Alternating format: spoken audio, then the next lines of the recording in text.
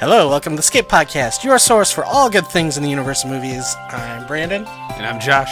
Today we're going to be talking about Iron Man. Iron Man, yes. Yeah, we're dipping into the Marvel Universe here, finally. The 10-year anniversary is coming up from when they made this movie. Yep, next year. And also, next year we're going to see the culmination of everything that's been, that it's been leading up to over the past 10 years. So, it's a good time to go back and take a look at it. Yeah, it's been a while since I've seen it last. Okay, did you want to talk about anything first? I do want to talk about something. Yes. Interactive DVD menus. I hate them. Elaborate. Okay, you pop in a movie that maybe A, you've never seen before, or B, you haven't seen in a while, and it shows clips of the movie, typically, most of them, and it kind of reminds you or spoils the movie for you.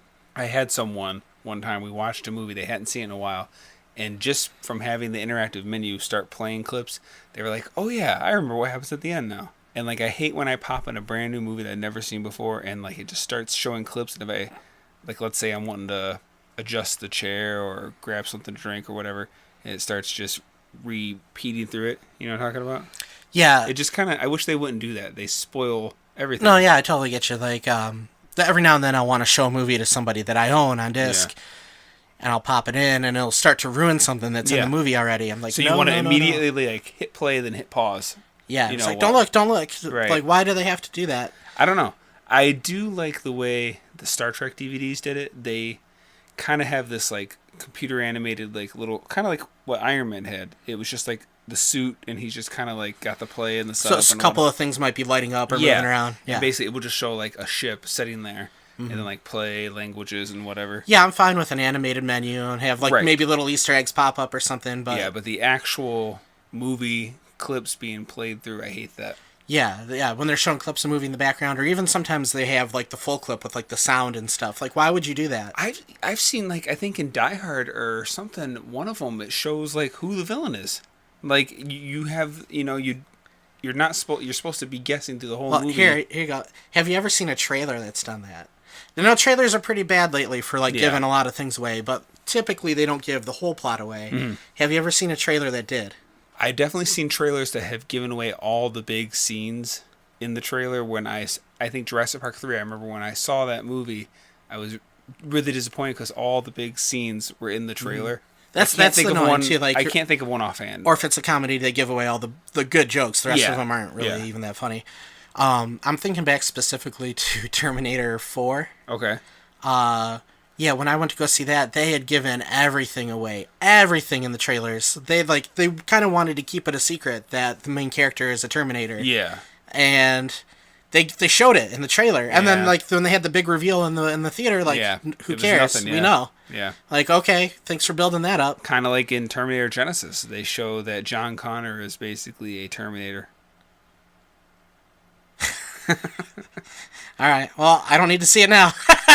Yeah. That's fine. I didn't really plan on watching it. Oh, did you really not know? No, I didn't know that. Oh, I'm sorry. Thanks a lot. You're worse than a trailer, Josh. Oh, well. But yeah, I understand what you're saying. It's really annoying. Spoilers suck. Word. Anything besides spoilers? As of the day we're recording, I just found out Rance Howard passed away. That's sad. Yeah. What are your memories of Rance Howard? Mostly, I think of him from The Burbs. He's the detective that is talking to Tom Hanks about, and the old man claims you left a letter that says you kidnapped his dog. Remember that? So I know he's been in a ton of movies. He's probably been in a lot of stuff that Ron Howard's done, I imagine. I believe so, yes. He was in Apollo 13. He was one of the guys on the ground control. I believe so, yeah. I can't really picture him all that well. But Ron Howard, if you're listening, we offer our condolences. Yes. All right, so we'll move on to it. No. All right, today's episode is a very special one. It's the beginning of our Marvel Meltdown. Yeah, we're on our 35th episode. Hey, that's something to celebrate. Yeah. We've made 30. How many have you listened to? 35 and 3 lost episodes. Yes. 3 that we had to trash, and we currently have, 4 status reports as of right now? Yeah, and I'm still working on the one for cartoons. Stay tuned for a status report. Oh, sorry. You mean the 5th one? Yeah, so this is our 35th episode. We've had a few requests. Every now and then we get people talking to us. If you want to talk to us, make a request, complain, or make fun of us, check the link. Our two fans sometimes communicate with us. Check the description on wherever you're listening to us at for more links and ways to get a hold of us. Yep. We'll take it all. Yeah. All right, so Iron Man 2008. It doesn't seem like it was that long ago. No, it really doesn't. 9 years. Yeah, it's pretty crazy that it's been that long. And going back and rewatching it was, I had a different view of things. Yeah. What do you want to start out with? Well, I'll give you a little bit of background. So, like he said, 2008, it has a 94% Rotten Tomatoes. And it stars Robert Downey Jr., Jeff Bridges, Terrence Howard, and Gwyneth Paltrow. It was directed by actor-director Jon Favreau. This was the last film that Stan Winston completed before his death. The character of Phil Coulson originally had a much smaller part. They added more lines for him when they saw the chemistry he had with the other actors. Paul Bettany recorded his lines in only 2 hours. The voice of Jarvis. Yes. Jon Favreau wanted Robert Downey Jr. because he felt the actor's past was right for the part.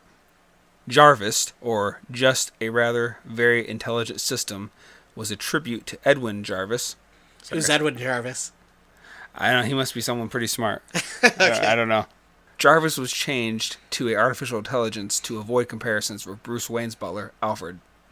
The suit was made up of about 450 separate pieces. Stan Lee, the creator of Iron Man, originally based Tony Stark on Howard Hughes.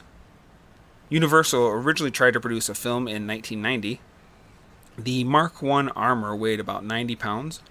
The animatronic puppet of the Ironmonger was about 10 feet tall and weighed 800 pounds.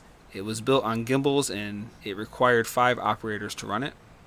Robert Downey Jr. was carrying out motion capture for the suit. He wore a helmet, sleeves, and the chest of the Iron Man armor over the motion capture suit to realistically portray Iron Man's movements. Okay. All right, so one of the things that this kind of reminds me of, I think around 2007, we could probably Google it later, there's a show called The Venture Brothers. Have you ever seen it? Yes. Yeah, it comes on Adult Swim. It's kind of a spoof mostly on, like, Johnny Quest, in a way. Yeah. The issues that Tony Stark has, like, with his super scientist father, and he kind of grows up being messed up. He's an alcoholic, basically. It kind of reminded me of Dr. Venture and his dad. Like, his dad died, and he can never live up to his expectations and all those issues he has with his dad and stuff. And I think it's kind of funny that they came out kind of at the same time. I don't think, to be sure. I don't think, I'm assuming they didn't, like, copy each other, obviously. No, it's just kind of similar ideas tend to come out around the same time. Yeah. It's just a thing that happens. Also, you mentioned Batman, how they wanted to avoid comparisons to Batman. Mm-hmm. There's a few Marvel characters that if you kind of combine them, they basically are Batman. Yeah. And Tony Stark is one of them. Oh, most definitely. The crazy rich guy that has all the tech toys that goes out and fights crime. Yeah, definitely. I mean, Iron Man is Marvel's version of Batman. Rich guy. He, uses his money to either build or have built the gear and the stuff he needs. He fights crime. Typically, I think of Batman as also doing like more lower level criminals as well, where Iron Man, I think it's always like big stuff. But regardless. Oh, wow, I was way off about Venture Brothers. It says the first episode came out in 2003, and then the first season started in 2004. So, not too far off, but not as close as I thought. Yeah. But some of those themes are the same, yeah. And then a couple other Marvel characters that Batman is compared to would be like Daredevil, using fear to... I could see that. As a tactic against his enemies. Stealth, right?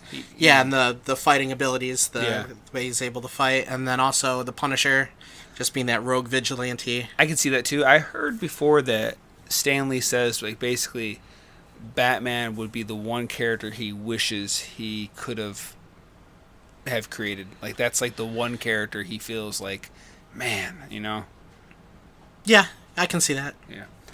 So let's get with the movie itself. I thought it was a pretty cool song choice to start the movie, like just to kind of, I remember when I saw the trailer, I didn't know much about Iron Man. The only thing I knew was that the guy's name was Tony Stark and he was an alcoholic. My sister had dated this guy one time, and he used to watch the Iron Man cartoon. Mm-hmm. And so I knew, like, again, next to nothing about him. But I remember when I saw the trailer for this back in the day, I was really excited for it. I thought it looked really cool and really interesting, and I would go to the theater to see it. So you weren't super familiar with Iron Man beforehand? No. You just kind of knew there was an Iron Man. His name, and that he was not. That's pretty much the same boat I was in. I think a lot of people were like that because although he's one of the older Marvel characters and he was one of the original Avengers and all that, he's never been like one of their most popular characters up until this movie came out. Oh yeah. I mean, he had his own comic book and he played big parts in the comics, but when you think of Marvel Comics before this movie came out, you think of the X-Men, Spider-Man, Fantastic Four, Hulk. And then everybody else was kind of like a tier below. Yeah, the Fantastic Four to me seems super lame, but they're more well known. Yeah, oh for sure. But I just feel like they always seemed not interested. Because by the point that this came out, like there had already been several Fantastic Four movies. They've had cartoons and stuff. Right. But yeah, anyway, so they start off with that song. It's kind of cool. Just it kind of gives you a little bit of taste of what Tony's style. Something. Probably part of the reason I never got into him too much as a kid, but it makes him a more interesting character, is he doesn't actually have any powers. Yeah. That he's just using his intelligence and the stuff he comes up with to beat the bad guys with. Well, and that's the only thing. I guess I was reading, I didn't know this until just researching a little bit. Apparently, in the comics, he had some kind of martial arts background. And they were saying how, because in the movie, that he doesn't act on those or use those. Well, that's something that comes up later in the movies. I know in the second one he starts to train to fight a little bit. Right, but I'm just saying, like, martial arts itself. Like, I guess he had it in the comics, but they said they didn't explore that in this movie. But I always thought, like, well, that's one thing about Batman and Iron Man, that, I mean, you could take away the suits, and Batman or Bruce Wayne still has the skills. He has, like, actual stealth skills. He has fighting skills. He's supposed to be a master detective, where Tony is just basically the suit. Yeah.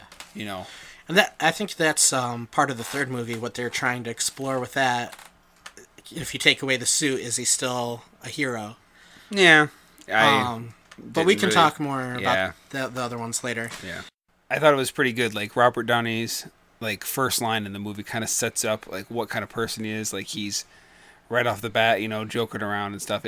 And since I didn't know anything about him, I just thought it was a quick little way to really just let you know he's, this is going to kind of have this lighthearted feel. And then 2 seconds later, there's an explosion, and it resets everything you think this movie is going to be.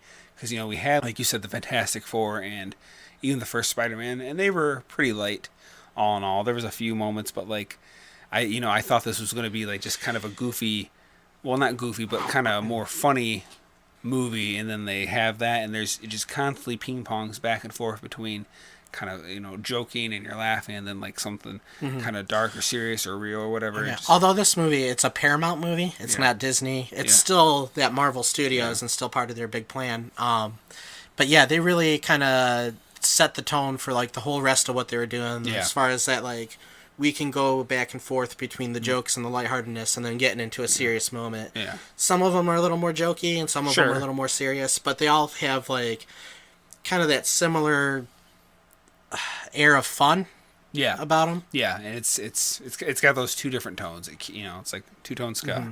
That's something that I don't like.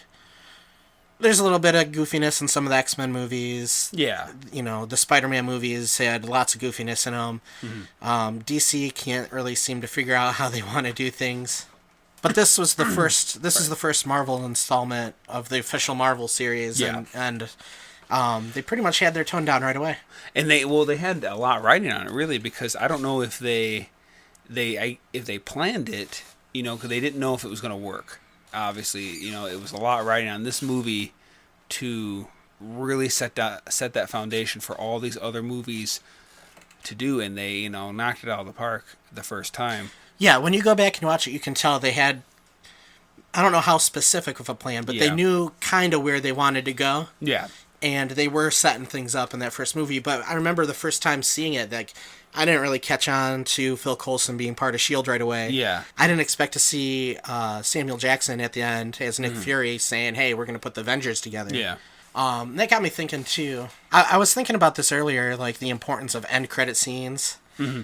I was looking it up earlier to find out what the first movie was to have a post-credit scene. I know one of the Muppet movies did. Well, they credit the modern version of those scenes to the Great Muppet Caper, I think, whichever one came out in Oh, was the Muppet movie? 1979. Yeah, I knew there was a Muppet movie that did it. Um, th- but when I looked it up, they actually gave an example from 1909. It was like a cowboy heist movie, and at the end, after the credits rolled, they showed they showed a clip of the bad guy who had died in the movie point his gun and shoot at the camera, and then it ended. Oh, wow. So, the post-credit scene is nothing new. It's been around for a long time. Yeah, I mean, I feel like the last time, really, obviously I know Ferris Bueller did it. Yes. And that was what, in 87? 86, Yeah, and that was 87? like a breaking the fourth wall. Like, hey, why are you still watching the credits? Get Yeah. out. The movie's over. Yeah. But it doesn't seem like, there wasn't a lot of movies doing it up in, like, now you expect every action sci-fi movie. I remember might have a secret always scene. sticking around at the end of movies just in case they did that, because that had been a thing. But now it seems like, especially with these comic book movies and stuff, like they're more important ever now to stick around. And every now and then you'll get the one that's just kind of a joke. Right. But then you also get stuff that teases the next movie or what's going to happen in the future of this character. Yeah, I mean, there's a website I have bookmarked called Media Stinger, and it literally, when I'm in the theater and a movie credit starts, I will quickly pull it up, and it will tell you without spoiling if it has a scene during the credits and if there's a scene after the credits, and then you can actually click that to see what the actual scenes show. Do you think that maybe some podcasts do that too?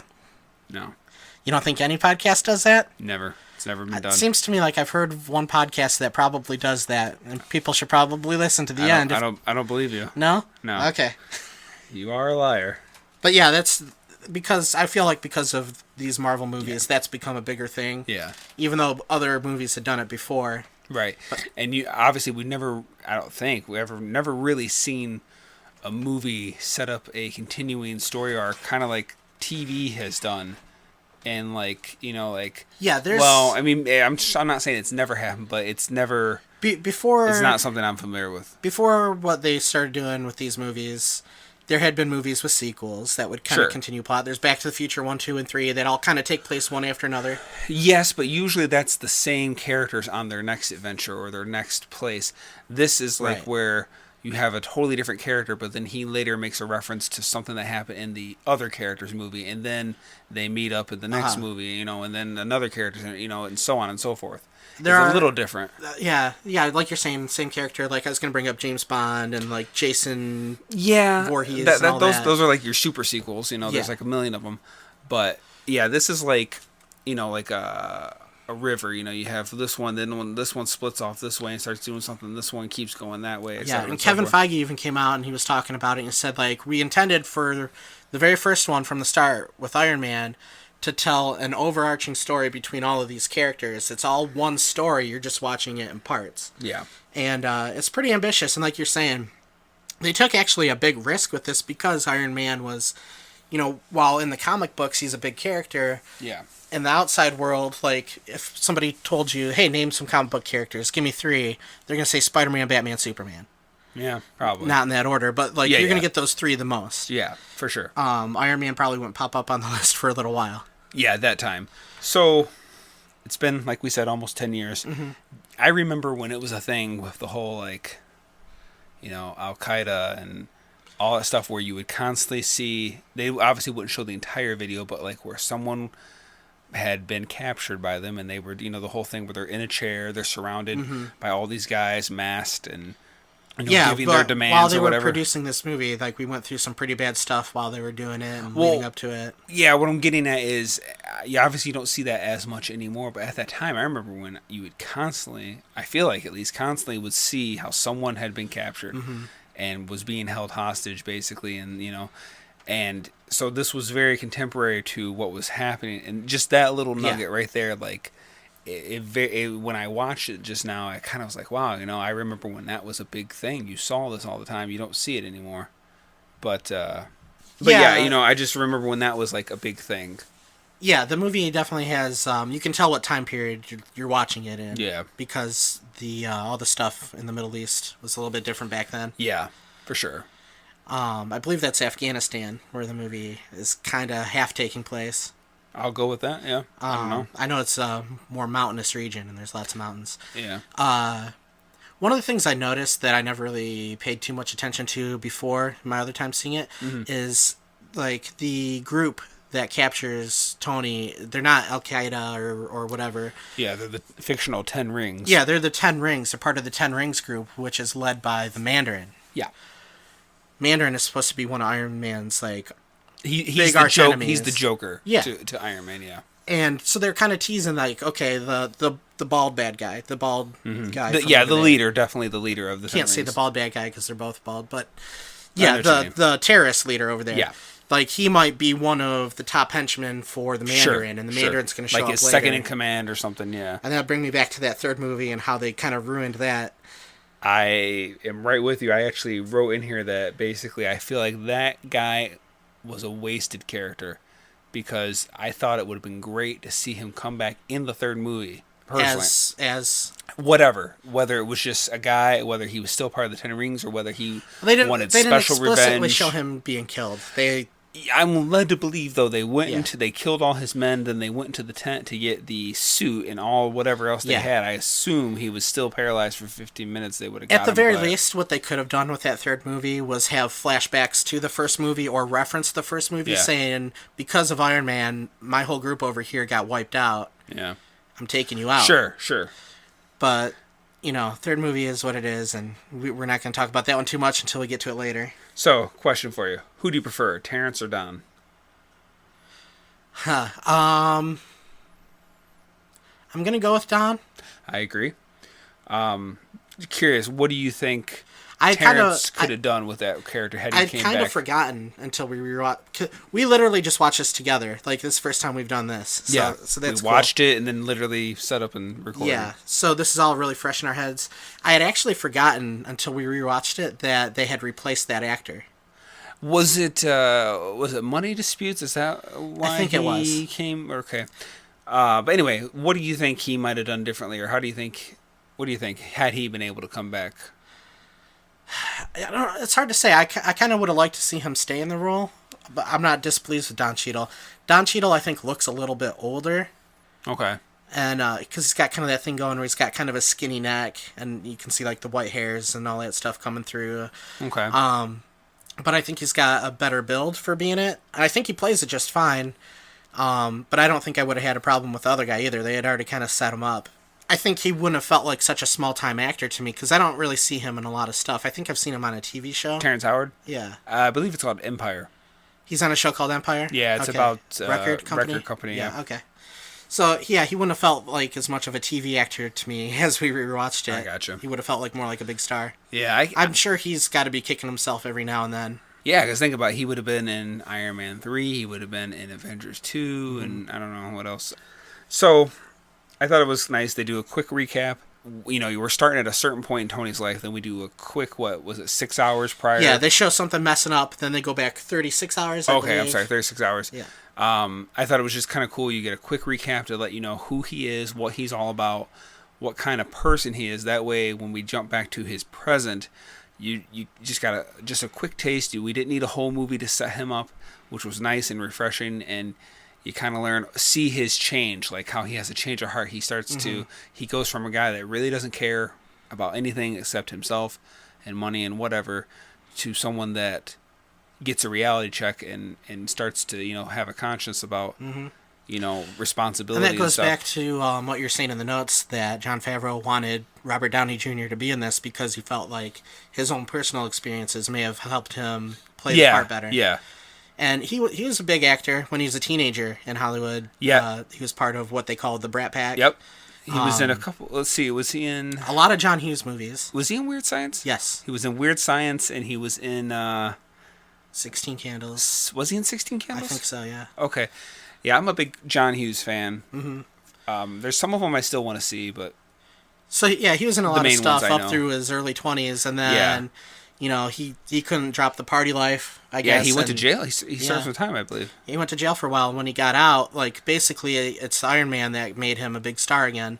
In fact, a bigger star than he was when he went into jail, I think. Yeah, I actually looked it up, and I wrote it down of the 19 movies he's been in since Iron Man. only 9 of them are non-Iron Man roles. I know I don't know how he feels right now. I think I heard that he's kind of happy being Iron Man right now. But I know at a certain point he didn't want to be Iron Man anymore, and he was trying to branch out and do other things, but his other movies weren't doing as well. Yeah, I mean, he did Sherlock Holmes. I liked the first one. I did not like the second one as much. The one I'm thinking of specifically is the one I think Dennis Hopper's in it. It's The Judge. Is that what it's called? Not Dennis Hopper. That's Robert Duvall. But yes, it is called sorry. The Judge. Yeah. That's okay. Yeah, he was in that one, and it was supposed to be like his chance to get an Oscar, but it kind of flopped. And then there was one with what's that comedian, Zach Galifianakis? Or what were they in together? It's called Due Date. It's where his wife's pregnant and he's trying to get back to her, like he's stranded somewhere or something. I don't know. It was like a comedy, I guess. When I see Zach Galifianakis, is that the guy? Is that the guy I'm thinking? The guy from The Hangover, right? Yeah. Okay. When I see that he's in a movie, I immediately know I'm not gonna see it. This is a pointless comment, but I'm gonna make it anyway. I just realized in watching this that Tony's hair is longer. Yeah. It's the little bit of the down wave look, and then now it's more the spiky look.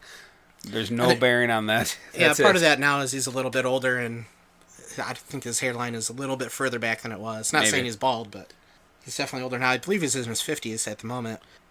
Yes, I believe he's 52. Okay. I remember when I saw this, it was like where they show like after the explosion, and he's like kind of in and out of consciousness, and you see they're like basically performing surgery on him while he's in and out. I just remember thinking that was like terrifying, the idea of, they're holding you down and they're like cutting into you and you don't know what they're doing. Flashbacks of Fire in the Sky? It didn't give me that, but I see the connection, but it's just creepy. And then I remember when they finally show him wake up and you see he's got that thing in his chest, I thought, oh my goodness, like that's something to like where they're basically going to threaten, like we can, just the idea of you being captured is scary enough. Oh yeah, but I'm saying like, because again, I didn't know that was became part of his body, so to speak. I thought like it was just something that they put in him so that if he was to try to run away, they can like push a button and it like shocks him or knocks him out or even kills him or causes him like extreme pain. Like it was just, they didn't let you go with that for very long until they tell you what it really is. But for that split second when he first wakes up and he's like following the wire over to the thing, I was like, oh crap, what did they do to him? One of the things I noticed during that scene, when he wakes up, and it's kind of like a trope, and I see this all the time in movies and TV shows, somebody wakes up, they don't know where they're at, and he had a tube up his nose. I think he walked away for a second while this was happening. But he pulled the tube out, and it's super long, and he's just like ripping all the wires off and stuff. Why do people do that when they wake up and they have medical stuff attached to them? Like, you don't know what it's doing. It could be keeping you alive. Why are you ripping it all out? I guess. I don't know. I noticed that when all the time. I wake up in that scenario, I'll let you know what I do first thing. I'd probably want to know why it's attached first before I take it off. Yeah. So I noticed in this movie there's another one of Marvel's famous fake metals. So we got antimonium, the palladium, and what is Captain America's shield? Vibranium. It's just funny how they make up these fake metals for their stuff. But they like to keep. I was never a huge DC fan when I was a kid. I've said that several times on the podcast, I'm sure. Where a lot of Marvel stuff is like magic and aliens and all that. I think, a lot of DC stuff is magic and aliens and stuff like that, and gods. A lot of Marvel stuff tends to be based around science, and a lot of those earlier characters too, like all the way up until they start running out of ideas on how to scientifically turn somebody into a superhero. Mm-hmm. So when they got to the X-Men, they're like, okay, they're just born that way. Yeah. When I was growing up, Batman was always my favorite guy. I mean, I remember liking the Spider-Man cartoon. I think it was in the 90s, late 90s. Yeah. I liked that one a lot. I got really into Spider-Man. The Spider-Man cartoon, the X-Men cartoon, and the Batman cartoon were all really good. The X-Men one I remember watching, but didn't quite like it as much as the others. Mm-hmm. But I do remember the Spider-Man X-Men crossover thing they did with that cartoon. Do you remember that? I don't remember that. Yeah, basically the X-Men characters were in the Spider-Man cartoon. Mm-hmm. I remember thinking it was really cool. There's a scene where basically Wolverine's like running down the hallway of whoever the enemy was, and Spider-Man's like above him, like crawling on the ceiling. And it was just the way they did it was just really cool. I always liked, one of the cool things about these movies is how they set it up to now where they can all kind of cross over and be in each other's movies without necessarily being a team-up movie. Like Winter Soldier. Winter Soldier had the Black Widow in it. Yeah. and she had been introduced already in Iron Man 2. So you get to see some crossover, and every now and then you had Loki pretend to be Captain America in the second Thor movie. Yeah. Yep. So, every now and then you get little teases like that, and then you get the bigger ones like the Avenger movies, or Civil War was like that, where it had pretty much everybody in it. It was like Avengers Light. But I always have fun when you see like them interact with each other, because like it gives you a sense like this is a bigger world, and sure, that's always really fun. One of the things that you kind of remind me of just now, okay, this has nothing to do with the movie, but talking about watching the cartoons, you know who Galactus is, right? Is he? Whose nemesis is he? I know he's one of the Marvels. He's the one of the giant space beings, and he's got like a big like rectangular purple head with like these wing things coming. Yeah, off. but whose universe? Who's what? He has more to do with the Fantastic Four. Okay, that's what I thought. Okay, but he goes around from planet to planet and he'll devour it. That's his job. That's what he does. Basically, he's supposed to do that until there's nothing left, and then the universe resets. Okay. So he's this giant, super powerful being, and he came down to Earth, and I believe it was a Fantastic Four cartoon. And they always did really cheesy things on that one. So they had all the superheroes just trying to fight Galactus, and he's just walking around the city like Stay Puft Marshmallow Man. Nothing can stop him. And all of a sudden, it cuts to a flaming wheel. And you can look this up on YouTube. It's a clip from Fantastic Four cartoon. Here comes a flaming wheel, and Ghost Rider comes riding out of nowhere, and he one-shots Galactus. It's one of the most ridiculous things. Wait, he does what to him? He has this ability called like the penance stare, which basically forces you to think about everything wrong you've ever done. So when he hits Galactus with it makes Galactus think about all the people and life he's destroyed, and it basically crumbles his mind, And that's how it's supposed to work on everybody, but it's not. I don't think it would work on Galactus that way. But it's really funny seeing everybody try to fight him, and nobody could do anything to him. And then Ghost Rider's like, "Hey, what's up?" and knocks him to the ground. Anyway, back to what we were talking about. Okay. So basically, the main bad guy, I'm sorry, he talks about, the bow and arrow was once the, ultimate weapon, blah, blah, blah, blah, and how whoever has the newest Stark weapon is, basically got that power. But I'm thinking, like, wouldn't a atomic bomb or a nuclear bomb or a hydrogen bomb, wouldn't those be more effective weapons for his cause than just a Jericho missile that, like... Yes, but I think the idea there is this is something they could actually manufacture and get more than one of. With nuclear weapons, I think it's a lot harder to actually make them. Okay. And make them so that they work. That's why, big countries have bunches of them. Yeah. And some of these little countries that want them can't seem to make them right, or they're having a lot of trouble, or they'll get one and be happy, Okay, very well. I can't remember if we said this. I think we did, but I'll say it again. I was saying just basically I thought that they wasted that guy for this movie. Like you said, maybe they didn't kill him, but I find if not the guy, at least that part of the story could have been brought back. I felt he was so intimidating looking, and then what's his face? Jebediah gets there, which wow, the height difference, how much taller Jeff Bridges was than him. I was like, dang. But anyway, there was such an intimidation about him. I felt like he deserved to have a big showdown with Tony at some point in some way, and I thought they should have saved him for the third movie and had a return, I thought that would have been great. And I think it's cool when they do stuff where you won't see someone for a whole movie and then there's a callback to him. So I definitely didn't want to see him in the second movie. I like that they did someone totally different in the second movie, but I thought they should have just had him come back in the third movie. That would have been heavier to me. Instead, you had this guy that you find out is a fake. And the scientist guy, I don't know. It just didn't work for me. It's funny. I agree with you. Like, they could have probably brought that guy back or did something with his group in the third movie, and it would have been better. Now, you said you think it was a waste. I actually think that Jeff Bridges is a waste in this movie. Well, maybe so, but at least he got to fight Tony. He fought him in the street. He fought him on top of the building. He fought him in the air. This guy never got to fight Tony in something. Just the actor, Jeff Bridges. I think that part could have been played by tons of people, and I'm not saying Jeff Bridges did bad with it or anything. I mean, he's great in everything he's in. I love Jeff Bridges. That's one of the things I don't like about this movie. I don't like him as the villain. I think he's a sucky villain. Really? Yeah. See, I liked him. I thought he was intimidating, and you kind of got a sense right from the get-go that he looks like he would be a traitor, like someone that would double cross Yeah, you. it wasn't. So it's too not really a shocking. surprise, but regardless, I liked him in it. Yeah. That's okay though. Yeah, I like Jeff Bridges. It was, for one, it's weird seeing him with a shaved head, I think. He that made him look intimidating to me, Yeah. and just how tall he is, and I thought he pulled it off well.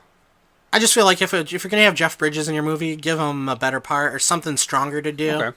And I felt like this villain was pretty much just average at best. Okay. So my question here, the electromagnet. Yeah. He said it's pulling the shrapnel away. Wouldn't you think? I think it would be pushing it away. I thought he said it was pulling it Like, away because from his heart. you can force another magnet to fly across the room by pushing it with another magnet. But that's not magnet. These are just shards of metal. So, if anything, they would pull it toward it, the electromagnet. I think they could probably control whether it's pulling or pushing. So because I was gonna say, if it's constantly pulling it, wouldn't it just be tearing through his body further? Yes. And another thing, you think eventually wouldn't it just all get to the magnet and he wouldn't need it anymore? Because like once all the shrapnel would be collected to the magnet. Well, I think what happened is it was holding it in place to keep it from getting any deeper in. But it was in a spot where if they tried to take it out, it would be really dangerous to do that. There's another reason I don't like the third movie. We got to start talking about that third movie. Okay, continue. Go ahead. What's your next one? I was just gonna say, I think every one of the suits looked really cool in this movie. Even the cave model, the Mark One, I thought that looked really cool. I liked all his. So he had the Mark 1 through 3, and then there was the Ironmonger, which in itself, just because of the dark gray, it always reminded me of the Iron Giant. Just the dark. I mean, not that they look alike, but just it's big. Obviously, not nearly as big, but it's big, and it's just got that gray, but it looks really cool. It looks really intimidating. But I do like that they start out like they had a reason for him to have that crappy suit at the beginning because he's in a cave. He's just scrapping this thing together and he's making it with whatever he can. And then it's kind of cool that they're able to make that make sense and have it kind of as a tribute because when in the comic books, that's his original suit was that big gray one. Mm-hmm. Now here's what I don't get. It seems to me that suit, the cave suit, would be analog. Like nothing seems. Well, if you looked, I actually noticed there were parts that were kind of like twisting and turning. What I mean is like he's having the guy do the sequence. Oh, you mean like what's it called? The power sequence. Inside? Yeah, he's saying like press Control F and tell me when it gets 10%, and da da da da. I was thinking like what really about that suit requires any kind of computing. It seems like everything, when he wants to fire a missile, he literally grabs a little knob or something and it shoots the missile, and everything seems analog. I think there was a switch he flipped to fire his rocket boosters. Nothing is computerized on it. I would say it was maybe too heavy for him to move by himself, so it needed some computerized. Maybe, like it seemed like it was hydraulics. There was some hydraulic kind of stuff they showed where he was doing that thing with the leg. So whatever was in there, like he didn't have the interface yet where he could. True, but I'm just saying I just didn't get how that worked, so I think or he just why probably, the computer would have any part in it. Yeah, I think he probably just needed a little bit of it in there so he was able to move. Okay, very well. I mean, it's not a huge deal. I was just something I always kind of. I did like the part where his arm got stuck in the wall. Yeah. Now, if this was real, of course, they would have armed guards in there. They would never just shut them in a room and let them with missiles and explosives and a guy that's a genius. And even the other guy was smart, too. Like, they would never let them be in a room totally alone and just, like, checking in on them here and there. No, there'd be 8 guys. At them, yeah. But, so Jensen, he's like, I'm going to buy you some time. So he grabs a gun and he runs down the hall shooting it up. Yeah. Why would you not, at the very least, try to help yourself and shoot forward? I just thought that was stupid. Well, he did have to wear glasses. He couldn't see that good. Come on. And then what's funny is he gets to the end. It's like the Han Solo thing with the stormtroopers where he's chasing those stormtroopers. And then when he gets to the very end, there's I bet that was done on purpose. Maybe. And I never thought about that before until this most recent time. I was like, hey, that kind of reminds me of that. Of now course, they're both owned by Disney. And then George added like 50,000 in the special edition, but remember the first one was like only a few when he gets into the hallway. Yeah.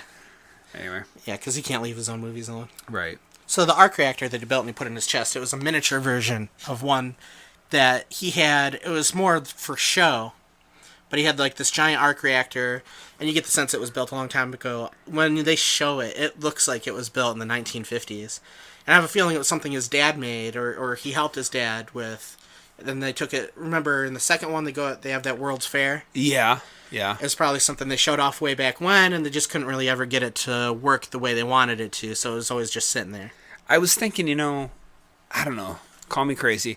I feel like the chess piece that he made in the cave should have looked a little more not refined. Like when he took it out to replace it with the newer model, like it looked really pristine, like almost like Apple or something made it. It should have, to me, looked less sleek because he made it in a cave with all the scraps that he had. I thought that it just would have Well, been. you got to see him making it and how he did it, and he made like that. Yeah, I get that, but it just had such a clean look to it. I just feel like it should have looked a little more like how this other suit was. Yeah, like scrappy. scrapped, and then that's where when he upgrades to the new one, and then again has to go back to the old one. You could have seen like, okay, yeah, this one's basically not as good, but he's got to make do with it or whatever. But anyway. Something that we don't see a lot. Iron Man's been in a lot of these movies, a lot of these Marvel movies so far. He's been in 3 of his own movies. He was in Civil War. He was in Spider-Man Homecoming. And he's been in 2 Avenger movies. He's going to be probably in the next 2 Avenger movies. So out of all those movies that Marvel has been doing, he's been in 9 of them. Or he'll be in 9 of them shortly. One of the things that we kind of forgot about, and they don't really ever show it anymore, is like his relationship with his robots. Yeah. And that was something I was having a lot of fun with when we rewatched this. Basically, it kind of talks to him as though they're slightly smarter than normal dogs. Yes. And they're trying to help him out and do the right thing. But They give him those little beeps that almost like R2D2. yeah, and like when he scolds them, they kind of like drop a little bit and make the frowny noise. Yeah.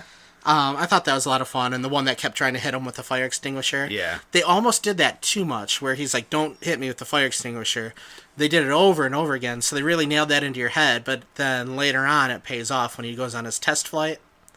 He goes on his first successful test flight, and he's flying around above the city. And then he goes to land on his roof, and you're not expecting him to fall through, but he's like, "Okay, land." And he goes and he crashes through one floor, then another floor, and then he lands on the car. Yeah, I was kind of like, why did it fall through so many floors? I think it's because he was hovering. Like, his floor 'Cause he wasn't just designed. dropped? Yeah, because it's Okay. super heavy. His floor wasn't designed to take that kind of an impact. Yeah. And he didn't think about it either. It's like, okay, I'm here. Yeah, he was Drop to the me. roof, then to the piano, Yeah. the roof there, and then to the car. Yeah, so that's something that he'd have to come up with later. Gotcha. I bet you Burger King was loving the fact that they were the ones that got to promote it. Was there a Burger King reference in there? Oh, because Yeah, the burgers that was he the burger. Yeah. And I can remember the fact that Burger King was the one promoting this movie. So I had something funny. He pulls a burger out of his pocket. ate. Yes. And that reminds me I know you got a kick out of that. of John. Okay. So Here we go. at work, we get these monthly meals every so often, especially around Christmas time. And there was one time we were getting set around, we're waiting for the next plane, and then we had to go out and take care of something. So John stuffed some, I can't remember if they were rolls or biscuits, in his pocket. But like at least Tony Stark, they were wrapped up in paper, so they were clean. Yeah. John just stuffed them in his pocket, and he kept pulling them out while we were working from time to time and eating bits of it. And yeah, it reminded me of John very much. So I still can't believe you haven't seen Napoleon Dynamite. pulling food out of his pocket. Yeah, I know there was a thing where he has Tater tots, yeah. Yeah, I know that, but no. So how deep is that thing in his chest? Like, it was like... Well, Pepper could reach her hand in there. Yeah, that's what I'm saying. Like, I was like, that's crazy.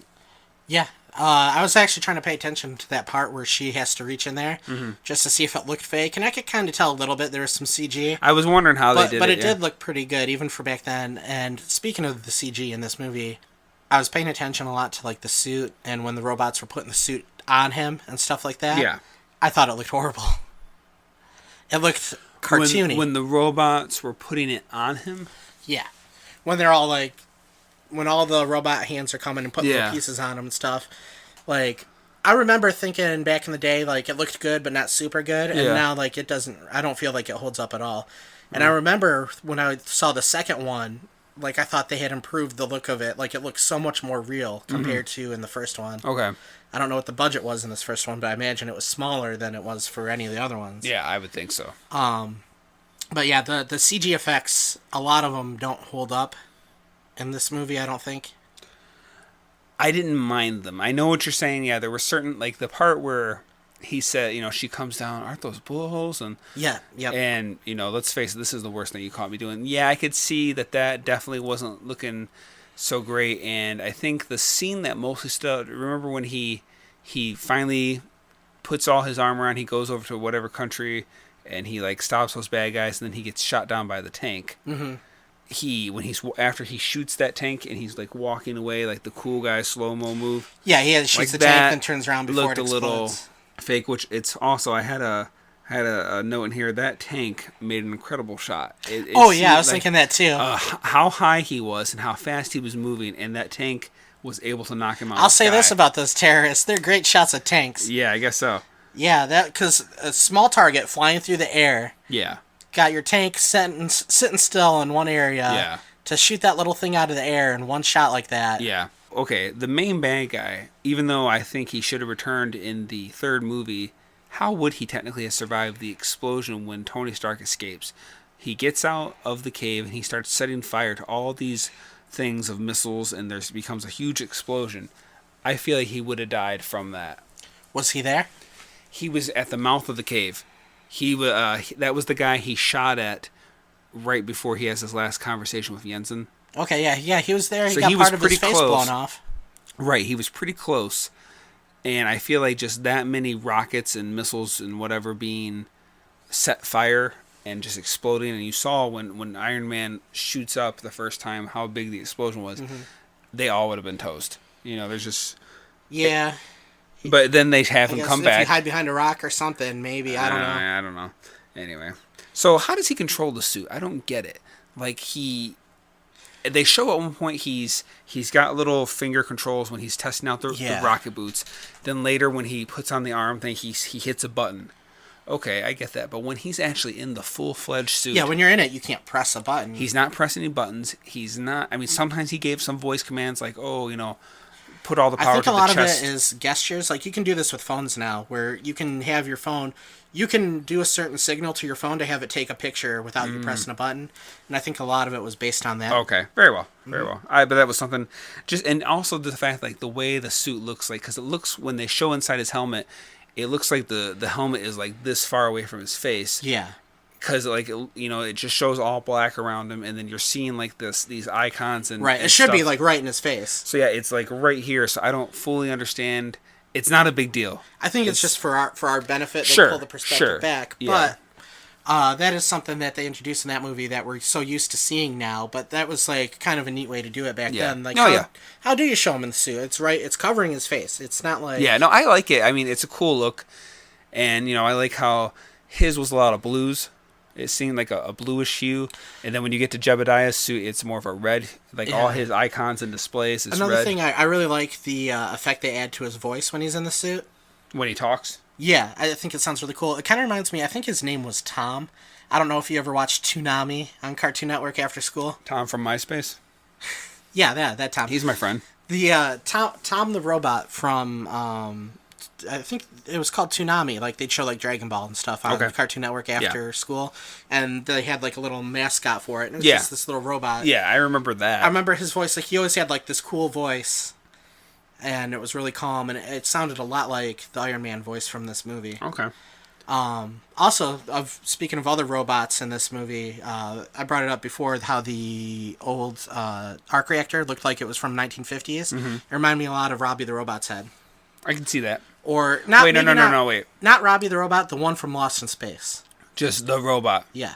Yeah, they just called him Robot. It's yeah, like Robbie, his head was kind of like a bubble. Yeah, Robbie's was more up and down. Robbie's was more like a cone, and it had one thing coming out and going up. And one that was sideways. And then it had the one that was sideways, like two Frankenstein bolts, except one was curved up. Yeah, Robot Lost in Space. His Robot was more had like a donut for a head. Mm-hmm. Yeah. So I thought it was funny. Robert Downey comes more from a comedy or at least lighter movie background, more comedic, and then of course Michael Keaton was more of a comedy actor, and then he becomes Batman. Just interesting contrast that these characters are kind of very much mirrors of each other in a lot of ways, and then the actors who kind of put those characters on the map, at least in the modern day, Michael Keaton being more of a comedic actor than he, everyone apparently had a hard time accepting him as being Batman because he'd be like Jim Carrey becoming Batman. It's interesting. Not all comedic actors can pull that off, but I think like Robin Williams, Robert Downey Jr., Michael Keaton, like you're saying, they can all play dramatic roles. Right, but I'm just saying at that time, no one thought of Michael Keaton as being able to pull that off. There's a lot of controversy over that. Yeah, and then of course with Robert Downey Jr., I don't know if it's controversy, but just the fact that he had more of that comedic background, obviously a lot of that carried over. I remember when this first came out, we were talking about who should play Iron Man, and I remember me and my friend Rob were talking about how we thought maybe Leo would be a good choice. Okay. Because Leo, rich guy, he could play the rich jerk. Mm-hmm. At all the things he had done at that point. I mean, he was kind of living that life anyway, and he's a pretty good actor too. Sure. But I can't picture anybody now other than Robert Downey Jr. Oh, absolutely. No, yeah.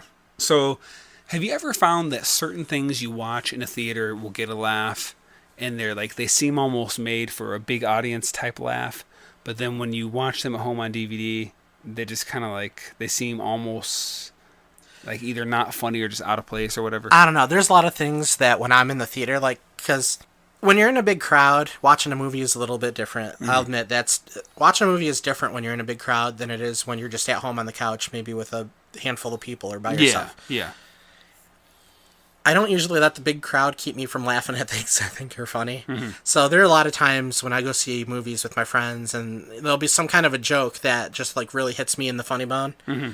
And even if it's just a little subtle thing, I'll laugh out loud and I'll be the only one in the theater doing it. Yeah. So it's harder for me to say, but I kind of know what you're talking about. Well, anyway, for me, I remember in the theater the kid dropping his ice cream off. He sees Iron Man, he's licking his ice cream. Am I in the second one? No, in this movie. When he's first taking the suit out for a test flight, they showed the Ferris wheel. Yeah. And he zooms in and you see a kid eating his ice cream. When he sees it, he goes oh, and the ice cream falls and everyone laughed at the theater.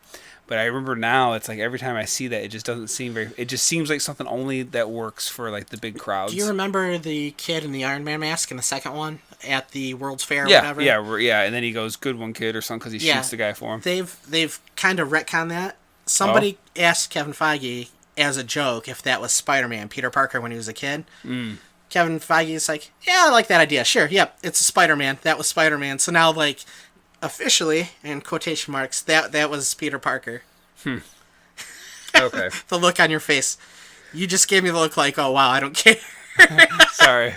Yeah, it's pretty funny. I mean, that's cool, I guess. I don't know. I just want everybody out there to understand, Josh is so unimpressed with that comment. I'm sorry. The face that he gave me. What?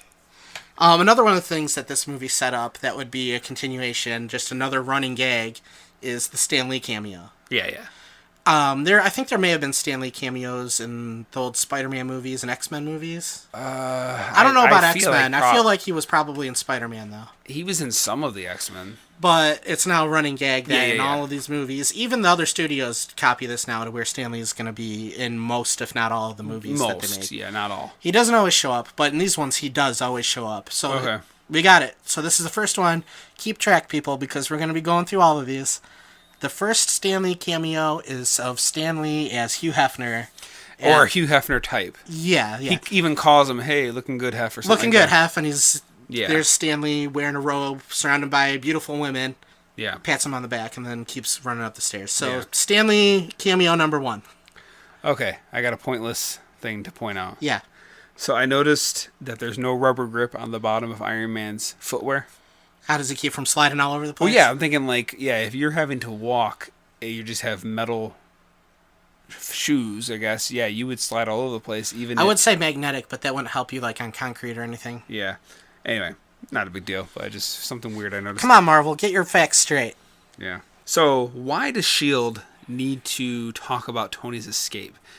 Okay, she says, we already talked to the FBI and the CIA and, this and that and that and this. Well, and I'm thinking there was nothing.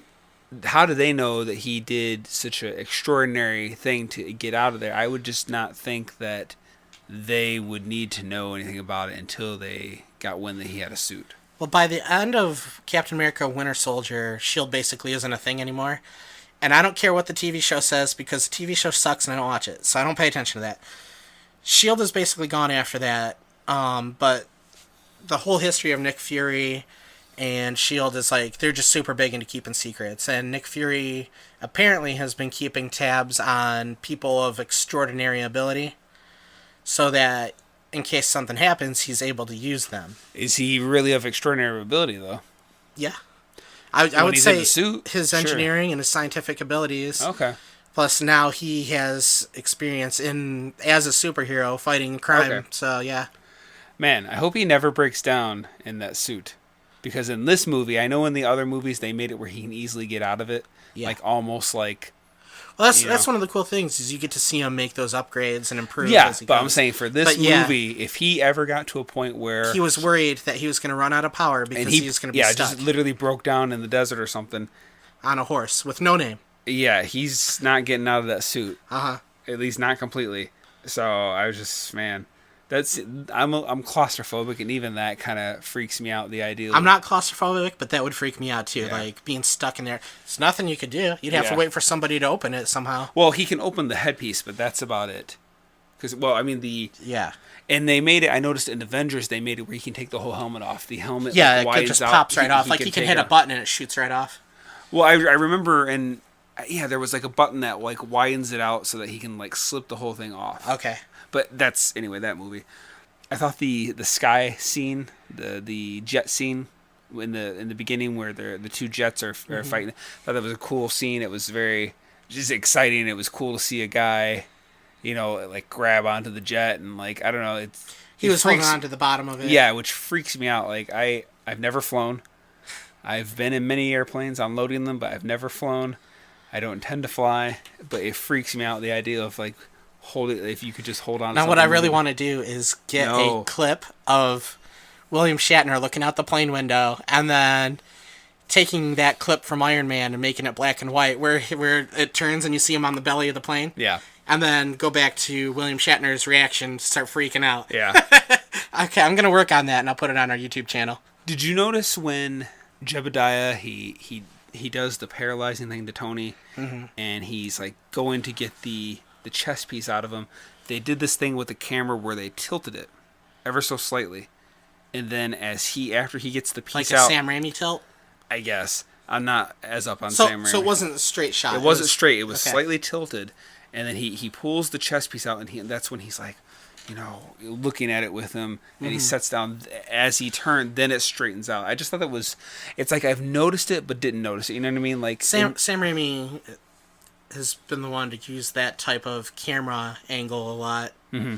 That's why I called it the Sam Raimi tilt. I don't know what the actual name is for it, but yeah, it's used a lot when you want to convey that something's not right. Yeah. No, it was effective because like he's paralyzed in that thing, and I don't know. I think they might have even tilted it so that in that way Jeff Bridges was higher. In that you're looking at it like he's up and he's down. Yeah. I get what they're doing with it. It was just interesting. I'm not dissing it at all. Yeah. Another That's thing right. that kind of reminds dissing it. Another thing that kind of reminded me of Sam Raimi is there's a scene where they kind of start to do this. You haven't watched the Evil Dead movies, all of them. You said you saw the third one? First and third for sure. Okay, so the third years ago. The third one, which isn't called Evil Army Dead of 3, Darkness. Yeah, Army of Darkness. There was a scene like this in all of them, but I think of it more with Army of Darkness, where like the camera will zoom in as Bruce Campbell is doing something, and it'll make a sound effect, and it's usually as he's building or putting something together. Yeah. So it'll snap to him grabbing something, and then snap to him fastening something. Yeah. And they did that. that Where he's like putting on his belts and his gun. Yeah, and he's got his gun, and he's putting it in his backpack, and he's building his hand and all that stuff. Yeah. So I noticed that they did that a little bit too in this movie, like when Tony was putting the suit on, they would snap to him getting it on his leg and stuff like that. Yeah. They only did it for a brief second, but yeah, I like that. It reminded me of that a little bit. I can see that. Here's something interesting. No. Okay, fine. The planes. You were talking about the planes chasing him and how he had to hide and he grabbed onto the belly of the one. Yeah. The name of that little group, I mean, it was just two of them, but they called those two pilots together as Whiplash 2. I don't... Oh, because his next villain is Whiplash. In Iron Man 2, the villain is Whiplash, and I don't know if that was an Easter egg or just a coincidence or what, but I did catch that. It's called Whiplash 2, come in. Okay. Or maybe that was just the code name for one of the planes, Whiplash 1 and 2. Yeah. But Whiplash 2, I remember they said that, and it just immediately triggered in my brains. Okay. So, I never understood how Jebediah's suit exactly works. in that it's so much bigger. Yeah. So your arm goes out so far. So when I need to bend this arm to make the mechanical arm bend, how is my arm bending with inside the mechanical arm's suit or the body of the mechanical? I imagine it has to do something like he's got something hooked up to his arms to sense the motion. Right. Well, but it doesn't seem like that suit is big enough for that. Exactly. Same thing with his feet. Now, Pacific Rim, I thought it was cool. Up, yeah. They did it where they actually show like how they're actually got something on their feet that when they walk, even though they're kind of in the same place, it simulates how the big robot will walk. Yeah. And I can get how at that point then how their arms, if they like throw a punch or whatever, the machine does it. But in his case, although it looks really cool, I liked his suit. I thought even his suit looked really cool. It just, I don't get how when he bends his leg to take a step or to step on Tony. Yeah. How that works within a smaller. I know you thought space. that suit looked cool. I thought it looks big and stupid. You're stupid.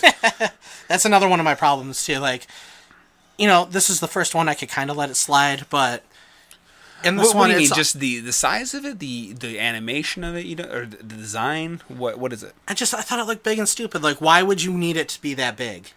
To intimidate, my friend. Intimidate Iron Man. Oh yeah, that was more of a movie thing though for the audience. Look at this big bad thing. Well, yeah, I mean, that's Hollywood 101, that you make your villain stuff bigger to make your heroes. Well, yeah. That's all it really is. That's just human psychology. It's like, of course, how can the little good guy beat this big thing? Sure. Same thing in wrestling in the 80s. Like Hulk Hogan always had to fight big guys. He could never fight a little guy because then you couldn't think he was going to lose. Yeah. But I just look at it and it just looks so big and clumsy. It reminds me of like a bodybuilder. It's like, I did think it looked silly when it was trying to slowly fly up, and I don't know, like that was kind of silly looking, but still, I thought it was pretty cool. And like the effect on his voice, like why would he need that kind of effect on his voice? Like you're saying. So were they actually talking over loudspeakers? Is that how it was working? I imagine so, yeah. Okay, that's what I was thinking. Like, okay, so I doubt they made a comm system so they could talk to people, their enemies. Yeah. So like basically, this is just being broadcast over a loudspeaker built into the suit that anyone can hear. One of the things that people complain a lot about in these Marvel movies is like a lot of times the villains don't seem maybe as intimidating or as bad as they should be. Or somebody always seems to have some kind of problem with one of the villains. Okay. I don't always have a problem with the villains, but this movie kind of started something that annoys me. Iron Man 1, his enemy is another Iron Man. Yes. In the Hulk, his enemy is another Hulk. Yes. In Iron Man 2, his enemy is again another Iron Man. Yes. So it keeps going like that. It looks like in the Black Panther movie that's about to come out, it looks like the enemy is another Black Panther. Yeah, Ant-Man. Doctor Strange, the enemy was another Doctor Strange. Yeah. Ant-Man, someone that has the abilities that the... Yeah, over and over and over again. Ant-Man, the enemy was another Ant-Man. Right. Can I see two different types of people fight each other? I will say, even though I didn't like the movie, Winter Soldier. Iron Man 3, at the very least, it was kind of different. He was... again, but... That's an example of it doing something different in a bad way, again. Right, but I'm saying he wasn't fighting guys in suits. Yeah, it was just people that got angry and exploded. They were TNT people. Yeah, anyway. So, I thought it was funny. I noticed that Tony, apparently, he fixes his suit up after every use, because I noticed he goes over, he saves that village, he, has a skirmish with the jets, and then at the very next time he puts it on, all the armor's clean and bullet holes are gone. You mentioned this while we were watching it. Like, why is he building another suit after, I think it was after the test flight. You're like, oh, he just built a whole new suit? Yeah, yeah. And I was thinking, well, maybe he's just upgrading it. I assumed he would upgrade it, but no, he built the entire... Well, we ended up getting a reason for that.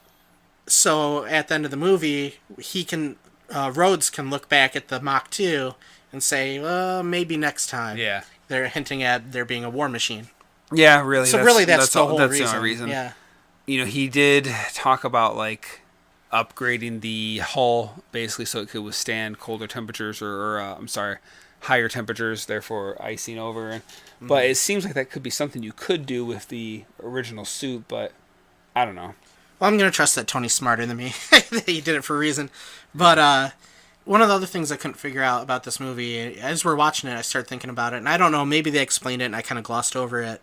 At the end, he kind of explained it a bit, but why did Obadiah want to kill Tony? It seems like it'd be more useful to him to have an idiot that he could do all the work for him while he was slowly doing whatever he was doing. Like, why did he have to kill Tony? Well, he said basically for years I've been like holding you up and basically watching you be an idiot, and I've had to like cover for you and smooth over public relations with him. Basically, But it seems I think like that would just work better for like an evil guy. It's like, get all attention on this guy while he's being an idiot, while I can go through with my evil plan. Maybe, I guess that it was just after so many years he felt like, okay, I got what I needed out of him. I got this suit. I got this battery for it. Basically, again, I got to be a little. I mean, I don't know. I'm trying, but it's just something that kind of bothers me. Okay, like, I think you could probably come up with something a little bit better of a story arc than that. Yeah. So they fly up to the top, and he goes, "So what'd you do to solve the ice problem?" And he's he's icing up. If I was Tony, I would have just, instead of like going boom on the head, I would have taken my arm and just ripped the chest piece, essentially the power source. I just would have dug right in and just pulled it out of him. Mm-hmm. And that way, he's dead. He's gonna fall to earth and die. Well, Tony was very low on power at that time. I don't know. I guess, but I still would have tried. Even if I had to destroy it and just ramming my fist through it, I just would have destroyed it or ripped it out. At that point, too, maybe you thought that would have killed Obadiah somehow. Yeah, but I don't know. At a certain point, you gotta be like, all right, well, this guy's trying to kill me. I gotta get rid of him first. Sure. But that he may have still been under the impression that it could have ended just after a fight, a squabble, basically. Wow. But I don't know. You did say that he was trying to kill him from the beginning. It seems like if you wanted somebody dead and you were that close to him to where they trusted you, you'd be able to find a way to do it. I guess. So they finally get back down to the rooftop, and he has her blow the roof, and they show Tony like fly off to the side, and Obadiah gets like electrocuted and he falls to his death. Blah blah blah, and they show Tony real quick like roll to get away from the explosion, and then the very next scene they show him like laying lifeless, and they almost are trying to give you this fake out like, oh my goodness, did Tony survive? But like 2 seconds before that they showed him fine and like rolling to safety. I don't know if you picked up on that. And then like they acted like as if he got a big jolt or something, and he's like out. That could have been maybe some editing that didn't go quite right. Yeah. Okay. The only other thing I'd say is like they really kind of set up, like I think I said it earlier already, they really kind of set up the Nick Fury, the Avengers, and S.H.I.E.L.D. Sure. Kind of being like a little connective web between all these different movies. And I hear that the Captain America S.H.I.E.L.D. is in this movie very discreetly. I think it's the Hulk. I thought they said it was when he catches her or when she catches him taking off. Oh, you know what? The shield. Yeah, it's in the second one too. The second one, but that shield is like laying on the table or something. And that's where they flat out pointed out, and hey, hand me that. They like to throw Easter eggs in there. Like they had the Infinity Gauntlet. They had it in the first Thor movie before they really had like it in concrete what the plans were for that. So people were asking for a while, why was there a gauntlet in Odin's like magic chamber? Mm-hmm. And his treasure room, and then we saw that Thanos had it. So what happened there? Does that same one? Are there two of them? Yeah. They gloves come in twos. I don't know. They do, but they actually take the time to go ahead and explain that in the new Thor movie. Okay, great. Spoilers. The last thing I was going to say then, when I first saw this, I don't know if it was just because it was so different to me. I didn't like that he revealed his identity to the public. Mm-hmm. That was a new concept for me. I think that might be the way it is in the comics. I think it is. Yeah, but again, I didn't know that. So like when I was like, oh my goodness, he just. I was the same as you. Like that's not fun if he doesn't have a secret identity. Yeah, because I felt like okay, like how are they gonna play this out where like everyone knows who he is? Like it's fine with them doing it with him. It works with him now, but again, at that time, I just wasn't feeling that because I wasn't used to that idea. In some ways, it kind of makes. Because none of the other characters in Marvels have secret identities now. I think Spider-Man might be the only one. Ant-Man maybe. Captain America, technically, people know really who he is. But a lot of them, like the Hulk, everybody knows Bruce Banner is the Hulk. But the general public, though. Yeah, I think so. Oh, really? I think it's like a news story. Like everybody knows from the news that this guy is that. So there's only a couple of them that kind of have secret identities. And I remember when Civil War was coming out. And how... just trying to figure out, like, how is that story going to go down? Because in the comic books, the Civil War storyline was about having secret identities. There was a mishap where, there was an explosion in a playground and killed a bunch of kids. And, like, that finally snapped the public, like, all right, we got to know who all these people are so they can be held Yeah, accountable. what they can do and Yeah. So we know what they can do so that they can be accountable for their actions. They can't just be chasing guys and having things happen, collateral damage. And they covered that a little bit in the... Which movie was that? I think that was Avengers 2. They kind of covered that with the Hulk a little bit, about all the collateral damage the Hulk was causing. Yeah. So in the comic books, that happened, and then there was this whole thing where it split all the superheroes up onto two sides. Like, right. There was some kind of legislation where they're going to have all the superheroes reveal themselves and get rid of their secret identities for everybody to know. And half the superheroes were for it, like a registration act is what it's called. Yeah. And half the heroes were against it. And it makes sense for them to be against it because you don't know how many people you're putting in danger just by letting people know who you are. Yeah. And then the people on the other side saw it differently. Like, we need to be accountable for what we're doing. You know, we need to help build things back after we're done. And if nobody knows who we are, then we can just get away with causing destruction just like the bad guys. Yeah. So you had these two budding sides, and that was one of the things, is losing the secret identity. And that's not an issue in these movies, really. No, yeah, not really. Anyway. This was a lot of fun. I think it got me into the Marvel movies, which is a big contrast to what I say nowadays about the Marvel movies. But at this time, I was really into it. I remember being really excited for like Iron Man 2, and especially when it got to, I think I was fairly interested in seeing Captain America when that first came out, and obviously Avengers.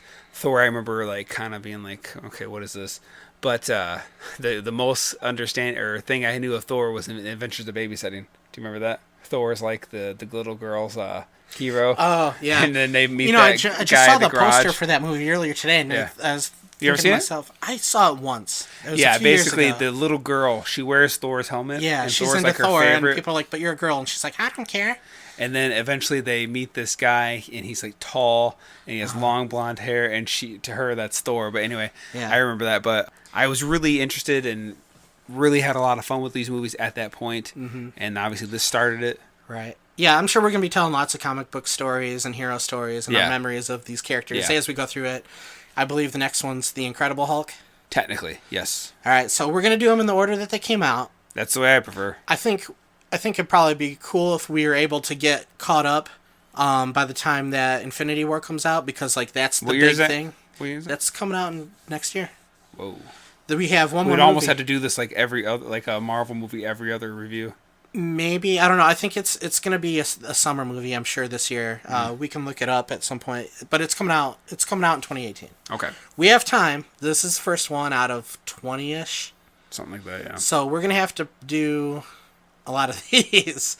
But yeah, if we can get it caught up by then, that's cool. If not, whatever. Yeah. But, next one will be, if you're interested in these movies, The Incredible Hulk. Yeah. And but now when we'll be covering it, I don't know. But that's the next Marvel movie. Yeah, we'll get cracking on it throughout 2018 and see how close we can get to Infinity War before it actually comes out. As far as the movies in the theater goes, we only have one more. Thor is out right now. If you haven't seen it, go check it out. It's pretty cool. Black Panther is next. I think that's coming out in a couple months. I'm not super looking into it, but hey, there's other movies that I didn't think looked all that great, and I ended up loving them. So. Okay. Any final thoughts for Iron Man, though? Final thoughts for Iron Man and grade. Yeah, it's cool going back and looking at it. It's the movie that kicked everything off. There was a lot they did right with it. Some of the little nitpicks I've said throughout this episode. I had fun with it. I think it could have probably been better. But at the time that it came out, it was really cool and really different. They took a big gamble on using a character that not as many people were familiar with. Well, they couldn't, though. I think because they didn't own the rights to their own characters in movie form. So they were kind of backed into a corner, so they were forced to use this guy. Yeah. And them being backed into a corner and taking a chance on things has seemed to work out for them over and over again. So without some of their biggest characters, they've been able to pull this off. Yeah. And they're pretty much an unstoppable juggernaut at this point. Even with a couple of stumbles throughout the way, they're still doing really good. Yeah. Anyway, I think I want to give this one a C+, which sounds a little low for me. Okay. But that's where I feel comfortable with it. So, yeah, I feel like, they did an exciting movie that had a good balance of laughs and action. It obviously, started this trend of the connecting universes and all that kind of stuff. It's fun. I thought it was still exciting. It didn't bore me. It still held my attention after all this time. And, for me, a guy that was only really into like, Batman animated series and the Michael Keaton movies, it drew me into something new. I still think it holds up, even though I nitpicked a little bit about like, how does this work and how does that work? It's not enough to take away. It's just when you're thinking about it, like, yeah, okay, that's kind of weird or whatever, but none of that takes away from my enjoyment of the movie. I'm going to give it an A. Oh, wow. Here's a first for the podcast. You rank something higher than me, and not only did you rank... How many A's have you given out? I don't know. I'd have to go back. Oh, my... I think I've given out... I don't know. Wow, this is historic. Well, yeah, because through all the Monster Month, you were giving out a lot of A's, and I was hovering in the C range. And that just goes to show different people have different tastes, and, like, if you don't like a movie and somebody else does, that's fine. They're not stupid or anything. And vice versa. Just because Josh likes Iron Man better than me doesn't mean he's an idiot. Well, I am an idiot, but... No, I mean, it's cool. People have different tastes, and, like, you like what you like. Yeah. This is a fun movie, and even though I enjoyed it, I gave it a C+. Sure. I think that fits it. Fine. You liked it the same or more than me, and there you go. You give it an A. Yeah. Well, I think that's it for this one. Well, hold on now. Wait, well, out of curiosity, is there anything that you can think of that would have bumped it from an A to an A+? An A to an A+? Dang it. Batman. I don't know. I mean, I can't think of anything. I mean, maybe... I don't know. I mean, yeah, maybe if some of these things I kind of wonder about were touched on or given some explanation, maybe I might have gave it a little better. But it's not... Nothing I nitpicked about was, again, nothing to damage it. It just... I feel comfortable with an A on that. Okay. All right. I thought for half a second A-. So, yeah, I think that's about it for this one. We appreciate everybody listening, downloading, and... Yeah, we got to get off this planet. Yeah. So, again, you can get us on iTunes, YouTube, Twitter, Facebook, Podomatic. You can email us, whatever you want to do. We appreciate it. Tell your friends.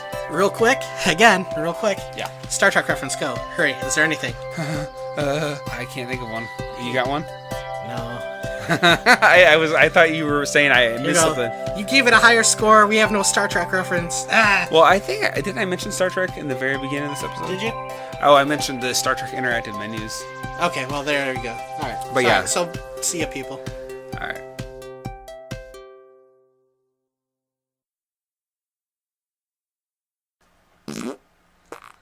Ooh. Okay. I heard a dinosaur.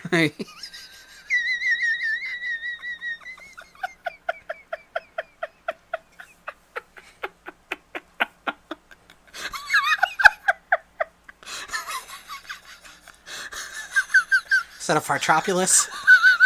Is it trapped in a tar pit? It's screaming for help. Oh, give me that. Oh. If you don't move, it won't see us. Hold on. I'm almost ready. Okay. Okay.